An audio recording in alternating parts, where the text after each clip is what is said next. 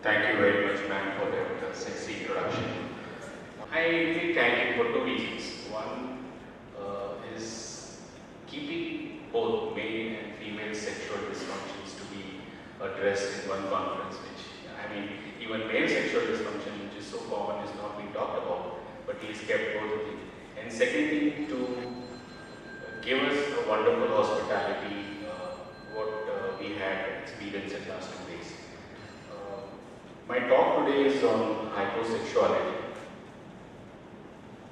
This particular aspect is not studied in literature at all. So whatever we have is just observational, and there are some few studies in diabetic women who suffer from depression and low sexual desire, which I will address. I asked God to relieve me of pain. He said, if I relieve you of pain, you will not remember me. Then I asked him to give me all the luxuries, all the pleasures of life which I can enjoy. He said, I gave you life, you earn for yourself all that you want. Then I asked him to give me some peace. He said, I can't give you peace. You search within. All I can give you is some blessings. So he was very kind enough to sprinkle some seeds of blessings on me. And one such seed was my teachers, Professor Shashank Joshi, Dr. O.P. Kapoor, and Dr. Prakash Kothari. God did not give me whatever I asked for, but in the teachings of my teachers, I got everything what I needed in life, and I beseech them to bless me always. I am not from Congress, BJP or Aam Aadmi Party. I do not have any stakes in IPL. I am not a follower of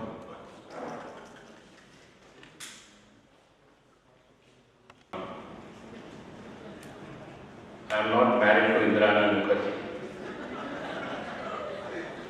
I am an API and come here to ignite intimacy. This is a talk about being sexual dysfunctions and so contains potentially naughty images. It's a force that excites our bodies. It's present in all of us since birth. To acknowledge it or not is a defining question. In its expression, we come to know where we come from and see where we go. Sex is a long subject. When nature and cultures collide, can we navigate through the mysteries of sex? Or can we develop a logic to this intense force of desire? Or can we develop a sexual intelligence which deepens our pleasures? The whole puzzling thing about human desire is that men and women tend to experience it differently. I asked this august audience, what urges make men chase women they have no intentions of marrying? Can anyone tell me this? Rajesh? Is it time pass? Is it sex? Okay. It's the same word that makes dogs chase vehicles. They have no intentions of driving. My agenda today is to talk about what is female sexual dysfunction, what are the causes of it, how do we manage it, how do we prevent it. It's said the grass is always greener on the other side.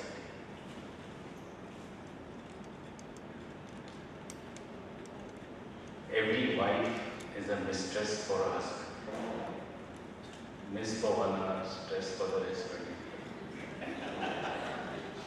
What is the difference between men and women? A woman wants one man to satisfy all her needs. And a man wants every woman to satisfy that need of his. At the beginning of the marriage, every wife treats her husband as God, Pati Parameshwar. Prescott, the famous developmental neuropsychologist who studied 44 cultures across the globe, said our brains have built-in reciprocal relationship between violence and pleasure. So if you want to decrease the violence in your home or in your country, increase the amount of pleasures. Sex wasn't God's mistake. Judging against it is humanity's biggest mistake. Pleasure is as divine as any cathedral, church, pilgrim, or mosque.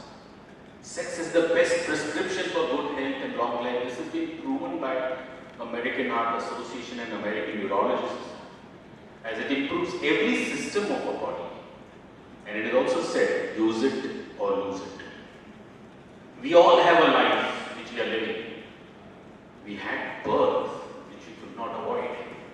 And we are going to die, which is inevitable. In between this, we have choices to make. So let's make right choices. What women think they want and what men think they want in life. Let's unravel the blindfold. A girl who comes to get married has some preconceived notions. She gets engaged, she weds, she steps into the husband's house, has a first night, goes to honeymoon, intimacy grows, she gets pregnant. Pregnancy sets in a motherhood. Then the issues of childhood, body image issues, cognitive distraction, neurotic focus changes. Women's health issues are there from womb to tomb.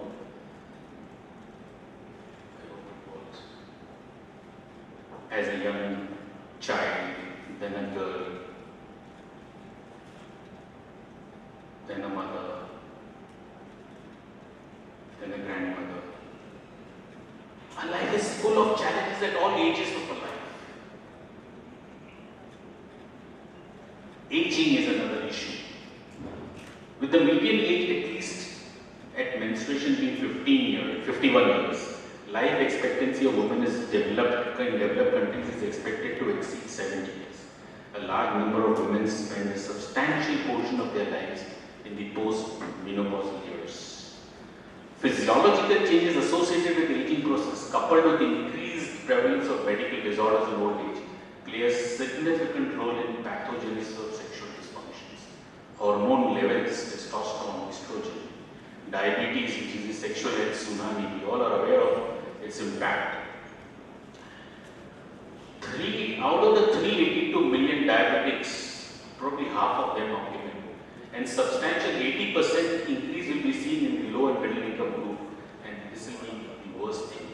55% of diabetic deaths occur in women, and it is the 9th leading cause of death in women globally.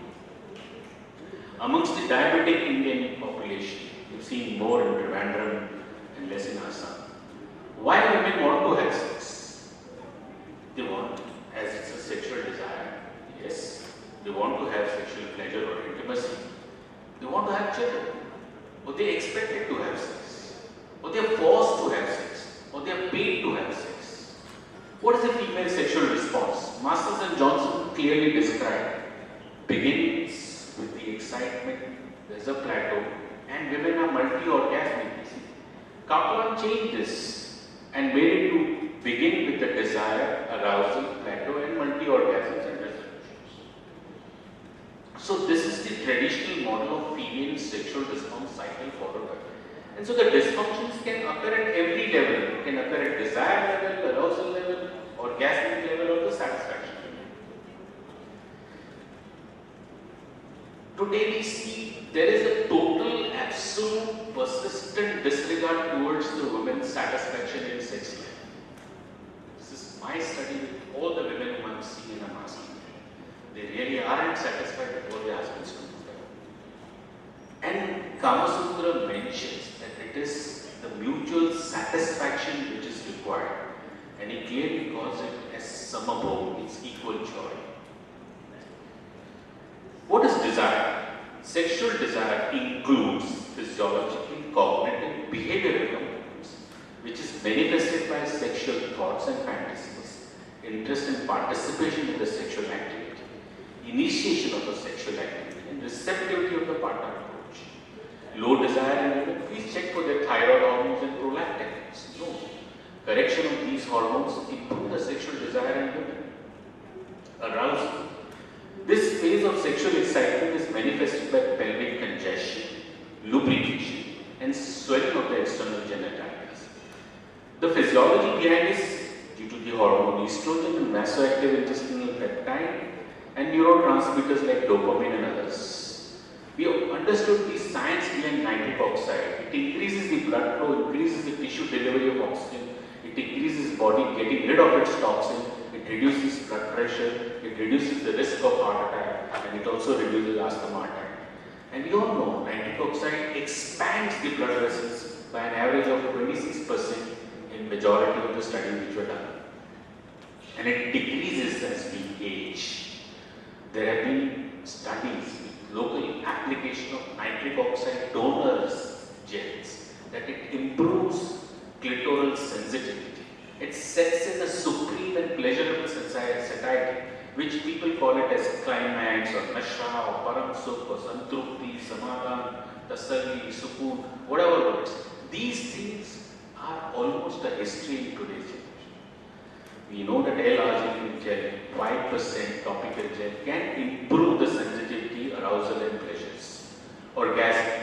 This is a process of physiological release of sexual tension associated with the rhythmic contraction of perineal and reproductive organ structure with cardiovascular and respiratory changes. Now, what are these changes?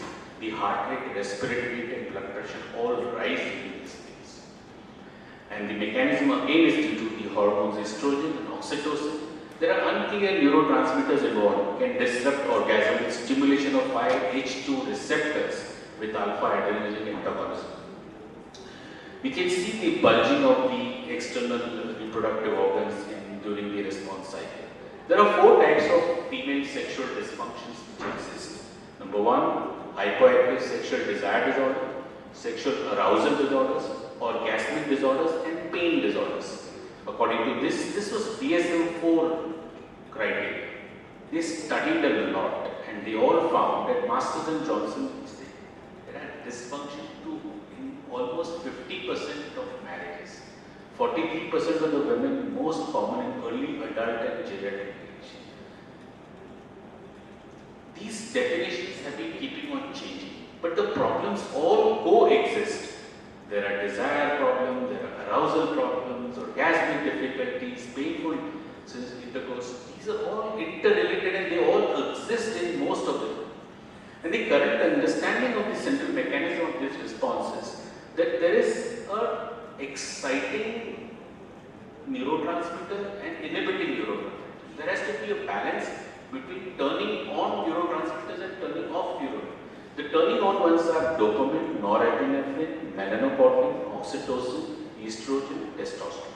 And turning offs are serotonin, prolactin, opioids and progesterone. There have been lots of research going on now, but still there is a lack of understanding in the interactions of all these things.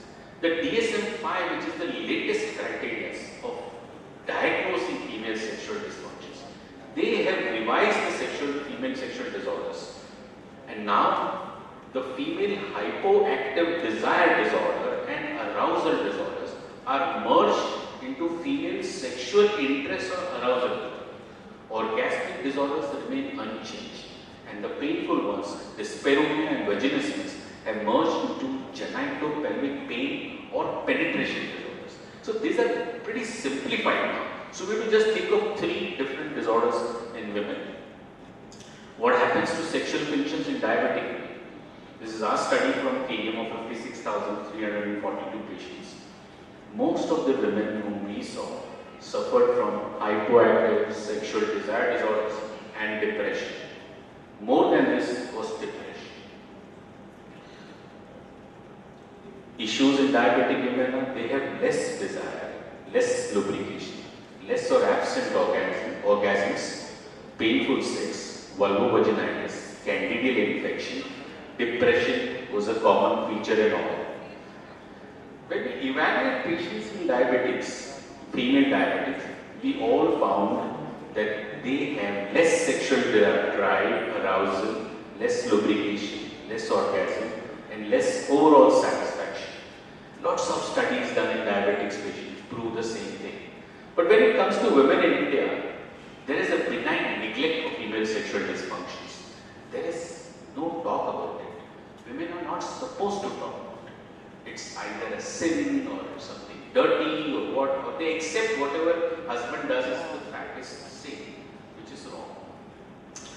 They consider it either to be sin or they are just tight-lipped. It's very difficult to elicit even how they feel when they are in bedroom with the husband, when they come with the husband or without the husband. Lots of studies amongst diabetics have been shown, but they have not been studied in any other. But there are a lot of correlates of sexual problems associated with distress. In thyroid problems in women, at all levels, desire, arousal, orgasm, it's less. In asthma, in diabetes, in heart failure, chronic pain diseases, IBS, urinary incontinence, patients who are depressed. How do we manage this? There's a Plisset model. There's cognitive behavioral therapy, sex therapy. Mindfulness has come in a big way now. One, but most important is every female must control hyperglycemia, hypertension, dyslipidemia, treat depression with pharmacotherapy. What is Plisset model? We obtain permission from the patient to discuss sexuality. We ask them. I ask all my patients about their sexuality. Is that okay to do with you now? Then give limited. P is permission. L is limited information. Inform the patient about normal sexual function. They give specific suggestions. PLISS, specific suggestion. Advise the patient to practice self-massage to discover what feels good for her. And then the last is T, give intensive therapy with the sexual expressions. We have two questionnaires that we use. One is female sexual function index and VEX depression index. You have to identify these problems, secondary problems. Are they lifelong or acquired? Why they are seeking help now? Identify disposing, precipitating and maintaining factors, screen for depression, certain lab tests which are done, and gynecological examination is a must. So the treatment depends on the etiology, which is multifactorial. So basic sexual counseling is a must. Lifestyle changes, pharmacotherapy, psychosexual therapy, we call it psychoeducation. Additional counseling of the partner if recommended, addressing comorbid depression, adjustment of medications like psychotropic drugs if they are on, dilated treatment for vaginismus, and even now we try Botox. Psychotherapy includes Masters and Johnson's sex therapy, which is the sensate focus, mindfulness, cognitive behavioral therapy, and couple therapy. I won't go into the details of it, but mindfulness training has come in a long way. It is a meditation technique. It improves, increases the attention during sex, increases awareness of the present moment, body sensations, smells, noises, and texture. It decreases the distraction.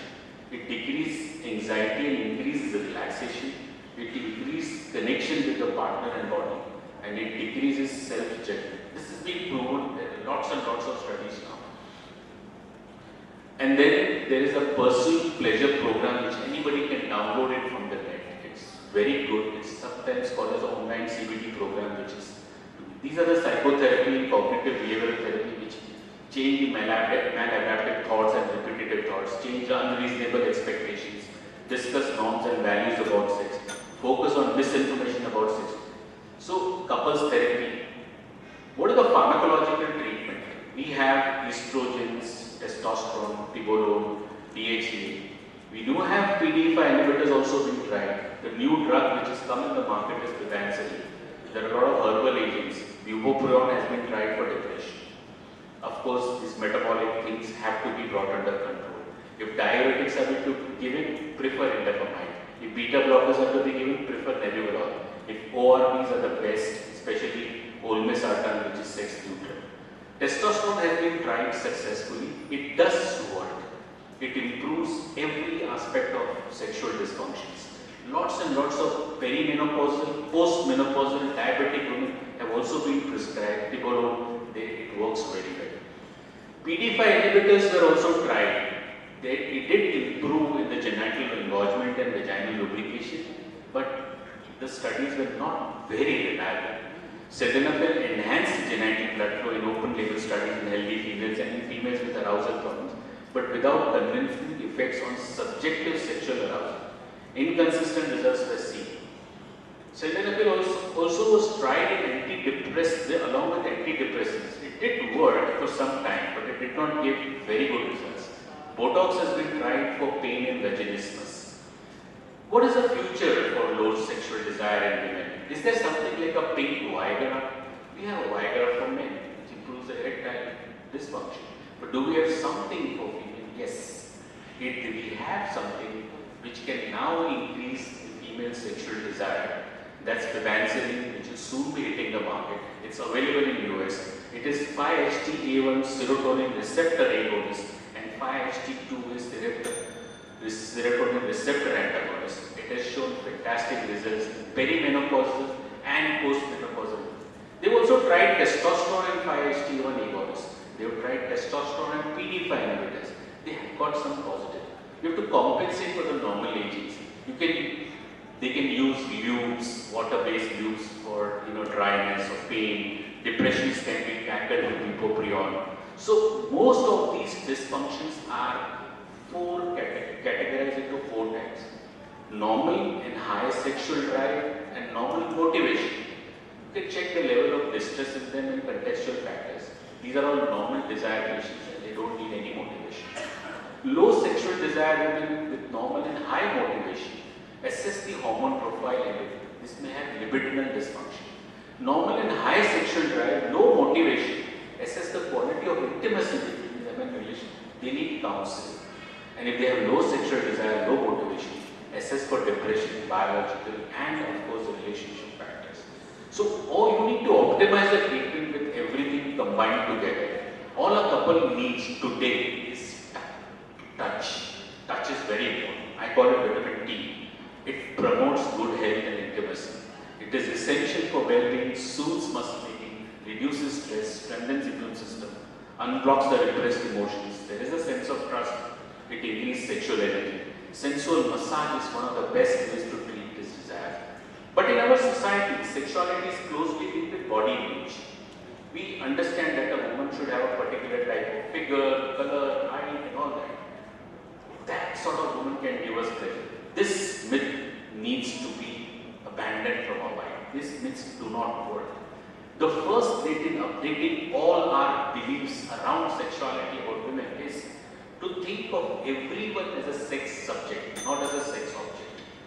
Feminism needs to be adored and respected. Break the monotony. We get women who say, "Doc, my husband has sex," but he does the same thing. He kisses me, he holds my breast, he has intercourse, and he sleeps on the other side. And that's what he's been doing every day. Now, he's having sex, but still, the wife isn't happy. Why is he not happy? Because there is a monotony. Let me tell the husband, call the husband, tell him, see, if we give you rice and curd every day in the morning, rice and dal every day in the morning, afternoon, night, next day, would you like it? He says, no. Then we ask him to break the monotony, initiate the sex, or have a variety in initiation. Sex is the same thing, but you have to initiate in a different way. Sex has many dynamics. The rich and the famous all had relationship with somebody else. Men cheat for sexual reasons, women cheat for emotional reasons. Today what we are seeing is every husband or every woman is criticized, ignored, corrected all the time, unsupported. And if this happens to both, they build a wall amongst themselves. What we have to do is just try and dismantle one brick. You'll see a shining light. And with the help of communication and appreciating each other, you can dismantle this whole wall. Let go of expectations when you go into the bedroom. Learn to give and learn to accept. Diabetic women who don't get enough affectionate physical contact suffer from depression. For conjugal life, constant connect is important. There are a lot of alternate things which you can do besides coitus. Sex education, our health minister banned it. How sad. So we are the torchbearers. We have to teach our patients. We have to look at our inner beauty. We don't have to change her. We have to change ourselves. Try new things in bed. Express spontaneity. Initiate variety. Because variety is the spice of life. Husbands watch porn, wife working in the kitchen. What is the signal the husband is giving to a wife? That husband likes the girl in the movie more than her. Which is so wrong. Instead, both of you can watch porn together and criticize, and the husband should criticize the girl in the movie more. That's important. Afterplay. The concept of afterplay is not there in India. Once they have intercourse, they have ejaculated, they turn themselves on the other side and sleep. They use their partners as a sleeping pill. What is this? In fact, what is afterplay is once a man has ejaculated, he has to hold his partner tight, hug her, thank her, compliment her, tell her she was beautiful, she was awesome, she did a wonderful job, she was simply great. This is a must. Why? because if you see a girl who's well dressed with a lot of makeover, anybody would compliment her and tell her she's awesome, she's gorgeous.